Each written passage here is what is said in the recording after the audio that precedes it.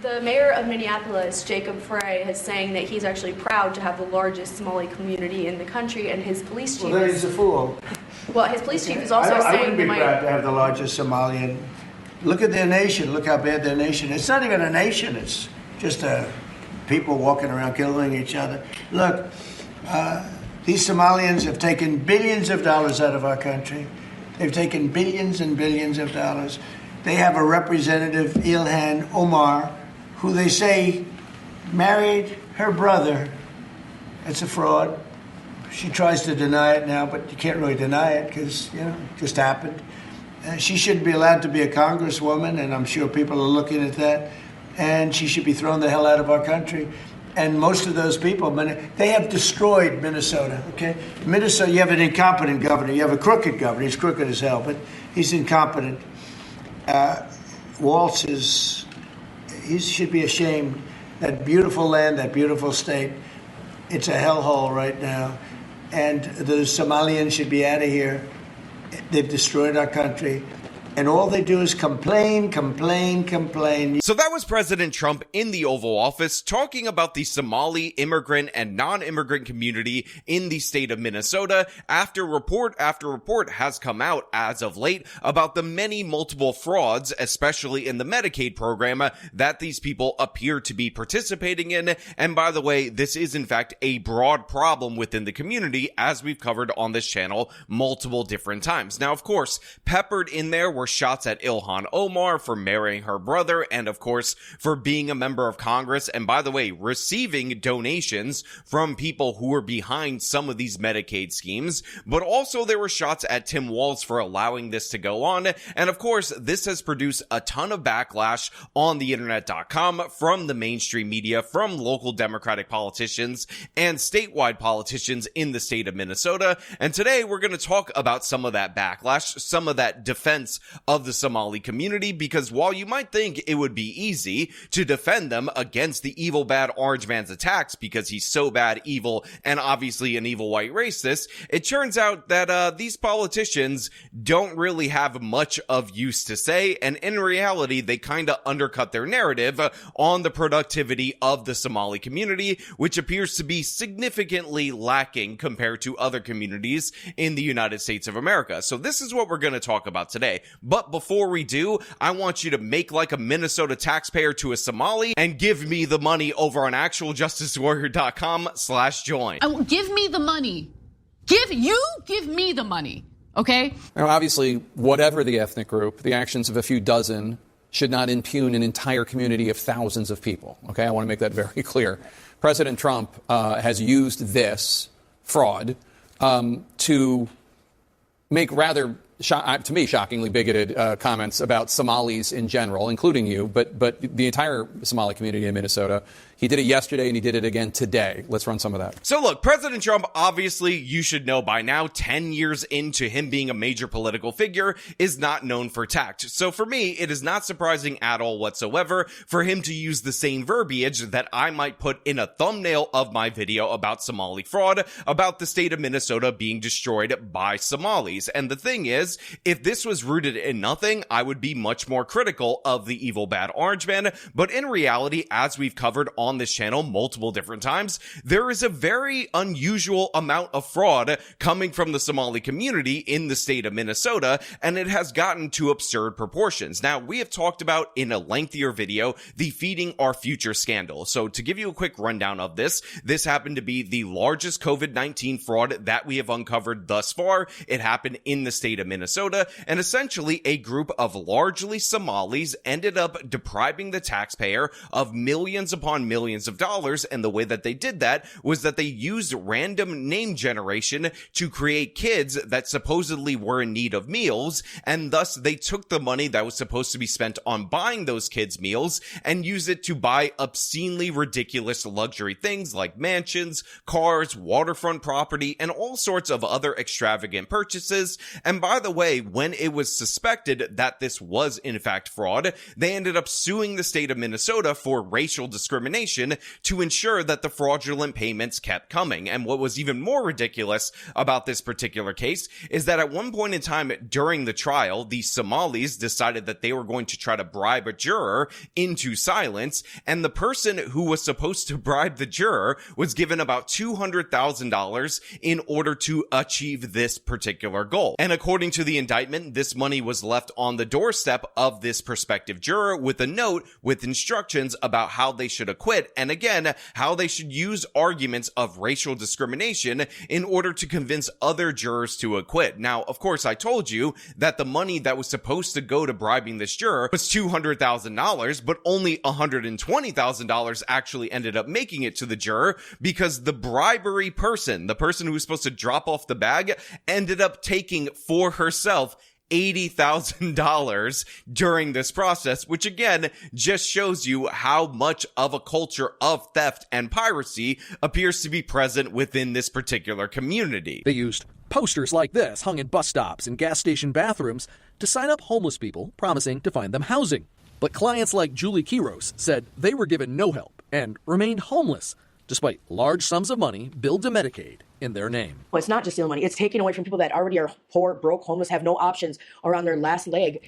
Citing Carol Evans' reporting, agents raided Liberty Plus and its owner's home as part of a federal investigation into widespread fraud.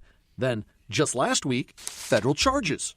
Anwar Ahmed Adaw, the owner of Liberty Plus LLC, is also being charged here. Now, of course, the Somali fraud does not begin, nor does it end there. And in fact, there have been subsequent investigations into Minnesota's state Medicaid program that have shown similar Somali frauds. This time, it is being used in order to get money for people that supposedly were going to have housing provided for them, people who are going through drug addiction, that were elderly, that were disability. And guess what? The Somalis ended up taking huge swaths of money through these home health care companies that were clearly and obviously set up fraudulently. In fact, we've gone over local reports on how the websites that these companies use didn't even change out the stock images or the stock verbiage on their website, and yet they were able to get hundreds of millions of dollars of taxpayer money from the state Medicaid program under the guise of helping Minnesota's most vulnerable, helping the homeless drug addicts get off the streets and into homes. So it's absolutely disgusting. And again, it didn't stop there. Take a look at this graph showing the explosion in this program. This is the amount of money the state has paid in Medicaid claims to autism treatment providers using your tax dollars. You can see in 2017, not that much, just more than $1 million. But you see the gradual growth here. In 2021, more than $80 million. But look at last year, more than $220 million paid out in claims with a grand total of just shy of $700 million. This is what state investigators are now looking at, these soaring costs, and questioning how many providers are doing real work. One of the things that we covered in a recent video was an autism fraud from Medicaid in the state of Minnesota, where of course a bunch of Somalis were paying parents kickbacks in order to get their kids diagnosed with autism in order to extract hundreds of millions of dollars from the state's Medicaid program, specifically the program that was meant to help children with autism. Now, in this particular case, the numbers were so asinine and ridiculous because this program actually only spent about $1.2 million when it was first instituted in 2017. In 2018, with more uptake, that ballooned to $2 million. But by the time the Somalis started setting up their own home healthcare offices in order to deal with the uptick of autism within the Somali community, that had ballooned to $220 million a year. So in just 7 years, a small program that was meant to help autistic kids had a 200 times increase in the spending on it, and this was not considered a red flag in the state of Minnesota, due in large part to the ignorance of the people that were involved in this program, not realizing that overbilling for autistic kids that did not exist and services that weren't provided is actually one of the most common schemes humanly possible. And in addition to that, the Somalis, just like they did in the Feeding Our Future scandal, are not afraid to play the race card, accuse everybody of evil white racism in order order to obfuscate their criminality. DHS says it stepped up enforcement late last year, around the time the feds raided these two clinics suspected of billing the state more than $20 million for services never provided. I was never thinking somebody is going to submit fake bills. Larson says he only started to get suspicious last year. And this is what is the backdrop of President Trump's comments about Somalis in the state of Minnesota robbing the taxpayer blind and not contributing much to the economy, and in fact extracting a lot of money from the taxpayer in order to enrich themselves. And by the way, while you can argue in the Feeding Our Future scandal, that was only about 60 Somalis, and they were using random name generators for their kids, so that wasn't a broad problem, and you could make the point that their Medicaid overbilling scandal for the housing situation was them taking advantage of random white people and conning them out of money, as we saw in multiple different reports. The autism scandal is far more indicative of a broad problem within the Somali community, because guess what? They used real Somali kids, gave kickbacks to their parents in order to ensure that they could get this tax money in the pockets of the scammers. So again, this is a culture that just expects you to loot the treasury, to loot the government, and it should not be surprising to any of us because Somalia is a kleptocracy. Like, that is what they do over in that country. They steal everything from the government and enrich themselves. So we should not be surprised that that comes here. This is why we should have stricter enforcement. This is why we should re-examine this. However, in the state of Minnesota, they seem to have been cowed into submission to let these frauds happen due to the fact that Somalis again play the race card. And all they do is complain, complain, complain. And while it's annoying enough on its own that you have people coming to this country as refugees, essentially getting the best possible treatment by the US taxpayer because they're supposedly victims of a foreign conflict, then turning around and calling America and Americans racist as a mechanism to cover up the theft and the plundering of American taxpayer dollars,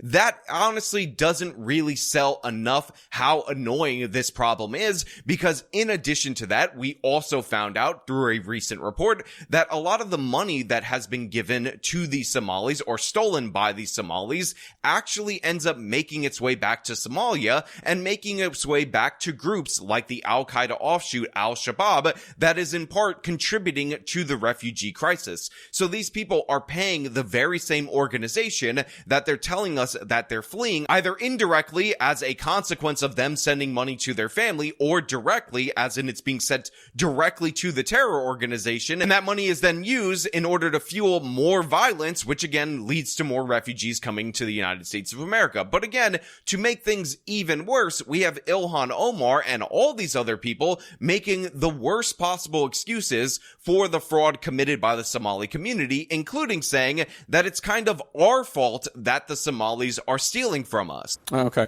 Can you shed any light on why the fraud got so out of control in Minnesota? I think what happened is that, you know, when you have these kind of new programs that are designed to help people, you're oftentimes relying on third parties to be able to facilitate.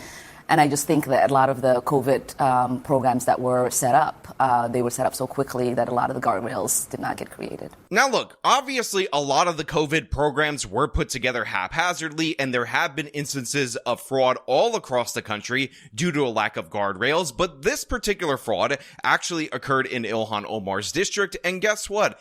Ilhan Omar, while she's trying to distance herself from it as much as possible, is the person who proposed the bill that ultimately led to the funding going to these fraudsters that, by the way, she was closely associated with before they were busted for fraud. Again, we talked about this in a previous video, but Tim Walz actually gave entrepreneurship awards to the people behind the Feeding Our Future fraud. This was not a one-time incident, as multiple different other fraudsters also received awards from Walz, but Ilhan Omar was close with these people. She received campaign contributions with them, and by the way, it's weird that she didn't notice that these people who were not supposed to be making millions upon millions of dollars had such extravagant lifestyles. To me, sounds a little bit suspicious, sounds a little bit odd, sounds a little bit weird that the representative that proposed this particular program, this particular dollar amount, ended up presiding over the district where that program was defrauded the absolute most. And in addition to that, she also knew the fraudsters, again, while they were committing the fraud, but yet talks about it like it was randomly put together by some unknown parties. And who could have expected this to happen? Because again, like, you didn't have the full guardrails on there. Therefore, the Somalis just couldn't help but stealing. Again, from the New York Post, Rep. Omar knew who these people were. People she personally knew were making tens of millions of dollars in this program, claimed Bill Gahn, a policy fellow with the Minnesota-based Center for the American Experiment, told the Post. Quote, she had been inside the safari facility on numerous occasions and couldn't put two and two together. Either she's terminally naive or knew and didn't care, Gahn added. Now, this is a video that has resurfaced of Ilhan Omar at the Safari restaurant, which was the epicenter of the Feeding Our Future scandal, promoting it in her native tongue of Somali. Now, I'm going to read the subtitles for those of you who are listening via podcast so you can understand the connection that she had to this. But without further ado, let us get into it. I'm very happy to be here at Safari. As everyone knows, our young kids, estimating about a number around 20 million, who are school kids, only get their food from school. So we got a chance to create a law called the Meals Act that makes it easy in this time of a pandemic for those kids who aren't in school, who are at home, don't starve. So their families could get a chance to get food and to go to places where food is being given out. So I'm very thankful for Safari for being a part of those places where food is being given out. Also for making food every day. Now look, obviously you guys get the idea behind this video. So here is Ilhan Omar, who just pretended like, oh, these programs were set up by God knows who without any oversight, quite literally working directly with the fraudsters to cover their image, praising them for a program that, again, back in the day, she was happy to take credit for her setting it up. And by the way, the response going forward to any bill being put forward by Ilhan Omar should be as follows. Like, no, we're not doing that. That's embarrassing. Again, these signs were so obvious at the time that they actually tried to stop payments to the Feeding Our Future program before it got too out of hand. However, the Feeding Our Future program did exactly what Ilhan Omar is doing right now, which is claim racism, claim evil white bigotry, claim all of these different things were motivated by attacks on Somalis and white people's hatred for immigrants, even though, again, all the concerns were explicitly proven to be true via the federal indictments. And guess what? Those claims of racism, that discrimination lawsuit, led to more money being plundered by the taxpayer. Now, of course, all of the media is also trying to run defense for the Somalis as well. And this is where we get this hilarious article about how Somalis generate $500 million in income and they pay $67 million in income taxes. Now, look, many of people have broken down the numbers in this headline and pointed out that $500 million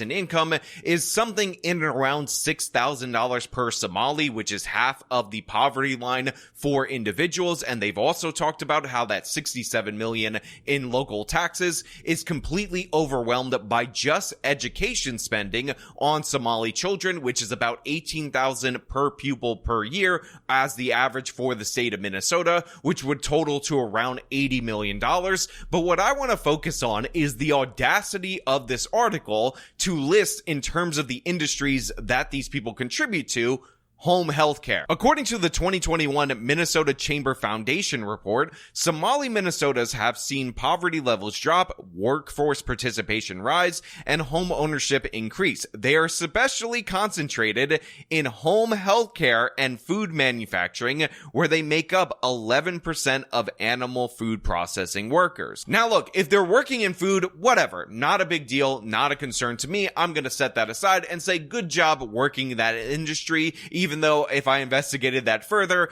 that might also have a bunch of problems that we might be concerned about. But the home healthcare industry is exactly what is at issue here. Again, there was something like 100 of these autism clinics that, again, were being run by Somalis that were all under investigation at the same time due to the massive inflation of autism services. The other ones, like the ones that ended up providing the fraudulent documentation in order to steal money meant for homeless people trying to go through rehabilitative services, were also in this same industry. So again, they're talking about a report that says, look at how much progress they're making in home health care, when in reality, the epicenter of Medicaid fraud in the state of Minnesota is Somalis setting up sketchy home health care businesses. Again, the audacity for this to be in this particular article, for these numbers to be provided without context, is insane. It's asinine and ridiculous. Look, in my opinion, if you happen to be somebody who's pro-Somalis, you want them in the state of Minnesota,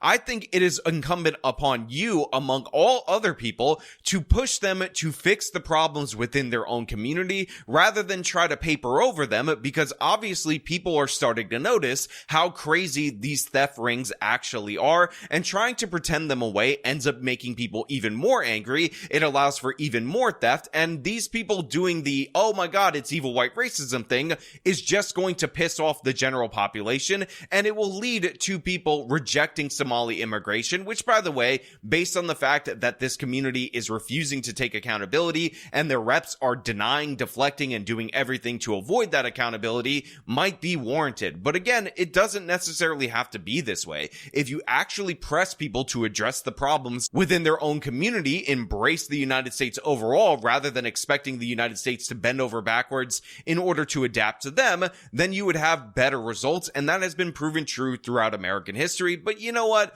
Those are just my thoughts. I want to know what you guys think about all this down in the comments below. As per usual, if you like this video, show them by leaving a like, subscribe for more content, follow me on my social medias, support me via the support links in the description of this video. This has been me talking about the Somali Defense Force coming out strong and lying on their behalf. Till next time.